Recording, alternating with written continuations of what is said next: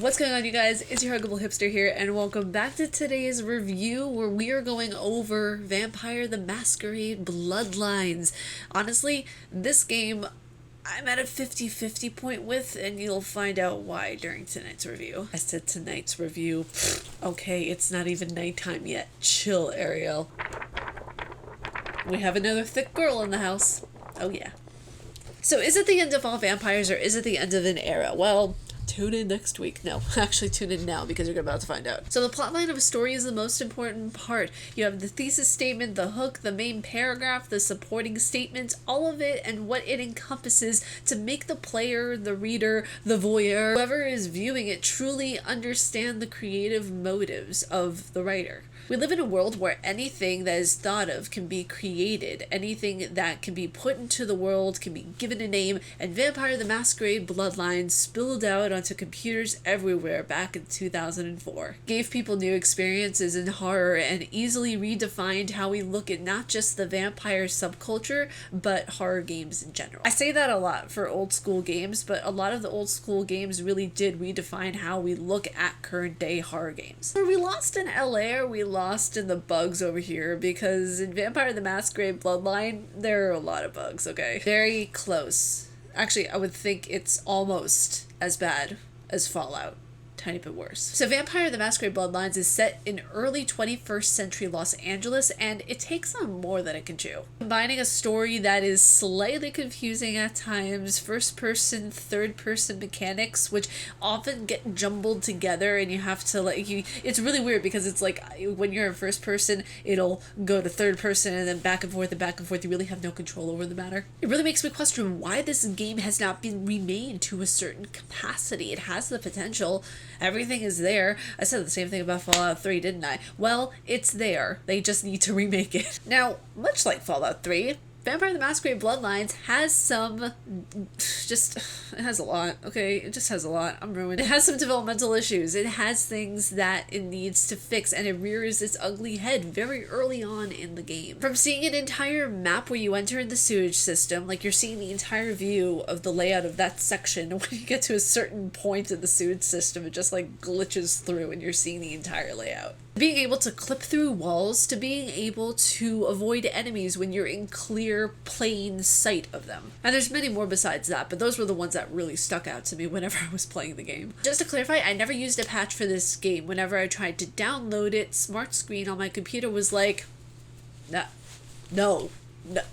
I only played the version that Steam uploaded to their website so people could download it. So I was seeing things as probably originally they were on the Vista. The graphics without the patch are poor, okay? I'm just gonna say that right now. They're just really bad, okay? I mean, you can barely see any of the notes, the street signs, or the items in the menu. When I was supposed to be like looking at a fist, like how like it has like the fist for like the combat and everything like that, I thought it was a meaty hammer, okay? I just thought it was like a fleshy hammer. I looked up what the graphics were supposed to look like in the game on a YouTube video, and I legitimately sat back in my chair.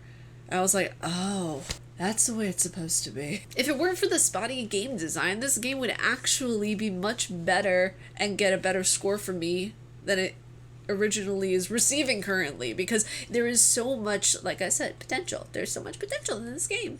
The bugs got so bad right at, like, before I was about to hit chapter 6 of the game, which this game is extensive. I'm not gonna lie. It's a pretty long game. I mean, combined with all the extra missions that you have and the main story missions, you're looking at about 40 to 50 hours of gameplay right there. But yeah, I had to stop the game right before chapter 6. The game it became unplayable, and for me personally, I hate that I had to stop it, because that's not something I do at all. You guys know me. I am stubborn. I will continue a game until it emotionally breaks me. It became unplayable, and it's just sad because I was enjoying my experience. I was enjoying the time that I was having with the game. Even the side missions, they're clever and they have a richer story than the actual plotline does. Speaking of a plotline, there is amongst the chaos, there is a story in all of this. The linear story in Vampire the Masquerade Bloodlines is quite difficult actually to pinpoint until about halfway through the game if you're really paying attention. LaCroix makes it obvious within the game probably towards the end. From what I saw in a YouTube video, that's when he really makes it clear what the motives are of his entire facility, of his personal motives actually. And it just dawns on you very close to the end of the game. And I was just like, what? Like, at first, whenever you are in the beginning of it, you are a fledgling vampire who got sired without their permission. Your sire got destroyed. Wrong word. Got killed. That's better. That word. And you're basically used as a pawn in LaCroix's game to find a sarcophagus that heralds the end of time for all vampires. That's not a good story, in my opinion. Now, the person who sired us into existence in the game gets killed because they disobeyed the Masquerade. And what is the Masquerade, you may ask? It is the code of conduct that all vampires have to follow within the game, keeping a sense of je ne sais quoi, if you will, a sense of mystery, a sense of, ooh, what are they doing? Are they night crawlers? Are they creepy crawlers? No, it's probably just a woman who's drunk. Like I said, we're just a part of, LaCroix's scheme, okay? He just wants more power, ultimate, just energy, everything like the ultimate mana, if you will, alright? And just a lot more mirrors still kill himself in, because that's what all bad guys want in any video game, right? More mirrors, wine, and babes. Now, the story gets entangled in many of the side quests that you could do. When I say there are a lot of side quests, there are a lot of side quests in this game, okay? Now, since there is a big confusion about where to go in the beginning of the game somewhat, I feel as if the quests and the missions at certain points beg the question of, was there multiple stories that were proposed for this game? Were there multiple plot lines that were proposed for the overarching arc of this story, basically? Were there multiple stories that the writers did before the main plot line was picked? Because I feel as if the team had so many different ideas and so many different things that they were going off of that it's what made the cluster of stories that we see before us, that some of them have no rhyme or reason and some of them are actually really decent. So many amazing story concepts within this game. For example, Nosferatu. Nosferatu, I feel like, is one of the main, as one of the main protagonists, excuse me. He doesn't get enough credit that he deserves, and he added such a richness to the story, I feel. And the history of Nosferatu is one that is so rich and it's so detailed and it's so vibrant. I feel like it doesn't get utilized enough in horror games. Gets lost, I feel, a bit, and his character is severely underrated within the game. I thought it was so cool because at a certain point, there were several points I thought, oh, I'm gonna stop this game, I'm gonna quit it, and just when I feel like I want to quit the game, he pops up and I'm like, oh my god, this is amazing. This is everything I've wanted, basically, for a vampire game. Combining the history of Nosferatu and the luxurious vampires of the Anne Rice world that we see in Interview with the Vampire and Queen of the Damned and Armand, it's what this game is in a nutshell, basically. Except for Anne Rice's novels are more well done in story and they're more textured and articulated better than this game's story is. Go into something that I'm very well versed in. I did a thesis on it in college. Called The Psychology of the Vampire. Oh, the Psychology of the Vampire. How fitting for a topic of such grandeur. There's a quote here from Alistair Grout, one of the main characters in the game that we soon find out is dead. Spoiler, I'm sorry. It's been however many years now. What, 15 some years? I can't count. This game has been out since 2004. If you haven't played it, the quote here from Alistair Grout is, I am confident no cure for my condition or that of my beloved wife lies within our figurative minds, waiting to be unlocked by the correct combination of memories recovered from our childhoods.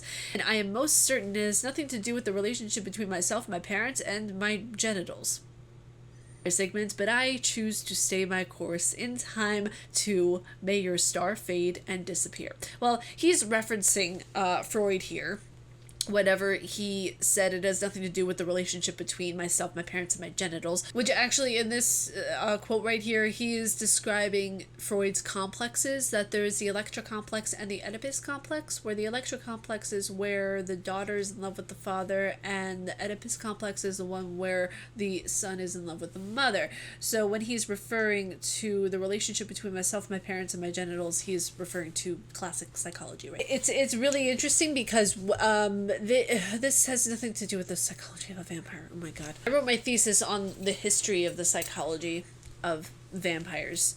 This game, whenever they're talking about the psychology of vampires, it's a joke. So there's a certain point in the game that whenever it discusses the psychology of vampires, and I put this in quotations since it doesn't really discuss the psychology, it just postulates for the sake of postulating. There are riddles and clues for solving puzzles that are supposed to sound profound when it really sounds trite and underwhelming. It really kind of irritated me, to be honest. Psychology of vampires is unique, and this game hints at it. It doesn't really go full in depth with it, and the topic, it really is a waste and a shame, to be quite honest with you, because there's so much they could have done with the topic if they wanted to go into the existential view and psychological view of vampires. Something that I would have personally loved to see more of, especially in the notes, because the notes, have you ever heard someone try to sound smart when they don't know what they're talking about? It's basically what it is. So there is an upside to all of this. I will say this right now. There is an upside to all of this. While the story was confusing and the plotline was in shambles and not truly a clear point A and point B, the interwoven side missions, however, had texture. They had a richness to it, which I really thoroughly enjoyed. Now, for example, the whole concept of Gehenna, which is actually a place in Jerusalem where it was thought that King Judah burned children, set them on fire. That kind of thing, you know. Great parenting. The Transylvania Chronicles within the game suggests that Gehenna is a sort of doomsday end of times sort of deal we got going on over here. It is one of those things where instead of horses, we have the cracking of the world, and instead of an antichrist, we have young vampires rebelling against their sires. It's just lovely times, right? Or instead of a Jesus Christ-like figure, you have Cain, because Cain apparently was a vampire. Who knew, right? Cain is treated like the Jesus in this story, okay? You gotta just bear with the insanity of how interwoven and how messed up this entire plotline is, because I'm just over here cracking up. While there is a lot of work that needs to be done, when I say a lot, I mean like a completely revamp, no pun intended, revamp the entire story. Just on the flow, the overall architecture and the plot line, and it has amazing points that should be more brought into the light instead of being seen as like a side quest or something that you have to sort out. So let's make some peace with the end. And let's go into my final thoughts on this game. So while, like I've stated, this game has clear issues. Vampire the Masquerade Bloodlines as a whole is a masterpiece, okay? For its time, it was something that reinvented really the way that we look at vampire lore within the gaming structure and community and society to an extent. It's what created a lot of emo kids, alright? And particularly myself, but I didn't know about Vampire the Masquerade Bloodlines until recently, so I just knew about Blood Rain, and that's what created my emo kid self, okay? While it was a rushed project, and it should have been delayed, and this is a game that should have been delayed, okay? There was a lot that needed to be done to it. I really would not mind, and I'm really actually happy that they're delaying Bloodlines 2, because I'm like, yes, okay, they're gonna take their time with it. Yes, I'm so happy. And also, just as a note, I want to point something out to you guys. If you are going to have a place that a character needs to go, for example, a place called Chinatown, please have the people in Chinatown speaking Chinese and not Japanese. I mean, we're gonna really stretch this right now and say, yeah, there could be somebody who's Japanese living in Chinatown, but when I'm in Chinatown in a game, I expect a lot of the characters in said Chinatown to speak Chinese. There is a big difference between how Chinese sounds from Japanese. In Chinese, the way you say thank you is shishin or shishini. You can use either. But in Japanese, the way you say thank you is arigato. It's a big difference. But yeah, shishin, arigato. Completely different. And I also heard the word nani in there, which is, I think it's called what? Like, that's what it translates to. So when someone was saying nani, I was like, what? So there's a big difference between the two languages.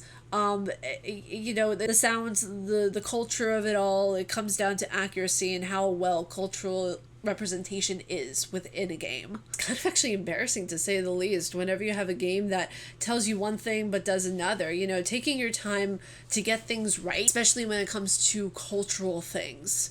Things that have to do with language, skin color, oh, you know, anything really that has to do with a culture, take your time to get it right. Do your research. Rushing something, it is vital to the success of a game that you get these cultural things right, because that'll stay there. That's there forever. Besides all of the negatives, the game redefined the genre. Yes, Blood Rain did it first back in 2002, but this is the first open world vampire game that we have. So it deserves credit where credit is due, obviously. And also, by the way, I just want to point this out. This is something I really like about the game. Okay, credit deserves to go to the composer of the game's original soundtrack, because it gave me Queen of the Damned vibes, old school gothic music from back when I listened to Rammstein, Korn, and the band Him. Who am I kidding? I still listen to those bands every single day. The days of wearing all black and crappy hair extensions from Hot Topic and thinking that Twilight was the best love story of our generation. Those were the days indeed. But if you're looking for a generational piece that made its mark on the millennials and has a firm place in the RPG Hall of Fame, that I would most certainly recommend checking this game out. I would highly recommend getting the downloadable patch that is for the game if your computer doesn't have, like, you know, an error that comes up with it.